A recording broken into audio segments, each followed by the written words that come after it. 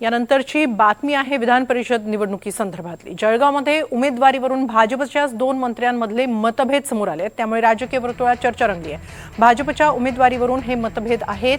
उत्तर महाराष्ट्र आणि जळगाव जिल्ह्याचा निर्णय हा कायम गिरीश महाजन यांनी घेतल्याचं केंद्रीय राज्यमंत्री रक्षा खडसे यांनी म्हटलं। विधान परिषदेचे उमेदवार नंदकिशोर महाजन यांच्या उमेदवारीबाबतचा निर्णयही गिरीश महाजन यांचाच असल्याचं त्यांनी सांगितलं। दरम्यान यावरून गिरीश महाजनांनी प्रत्युत्तर दिलंय। नंदकिशोर महाजन माझा उमेदवार आहे असा त्यावर शिक्का आहे का असा सवाल त्यांनी केलाय। महाजनांच्या उमेदवारीमुळे तुमचं जिल्ह्यातील राजकारणात वजन वाढल्याची देखील चर्चा आहे। असं काही नाही बाबा, मी पण एक भारतीय जनता पार्टीची कार्यकर्ता आहे। आज जरी मी मंत्री असली पण पक्षाने जो आदेश सांगितलेला आहे तो आम्हाला सगळ्यांना मान्य करणंच आहे।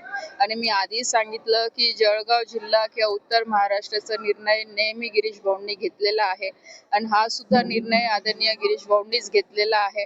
त्याच्यामुळे माझं वजन काय मला माहित आहे, मी खूप छोटी अजून कार्यकर्ता म्हणून मी काम करते आहे।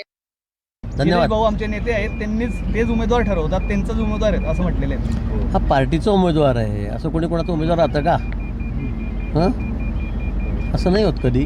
पार्टी उमेदवार ठरवते। दिल्लीहून हा निर्णय झालेला आहे, माझा उमेदवार आहे, त्याचं काय याच्यावर काही शिक्के असतात का? सगळे पार्टीचे लोक असतात, प्रमुख लोक आहेत, त्यांना उमेदवारी मिळालेली आहे। मला वाटतं असं म्हणणं चुकीचं आहे। गिरीश भाऊंचा उमेदवार आहे, माझा नाही आहे, मला वाटतं असं बोलू नये कोणी।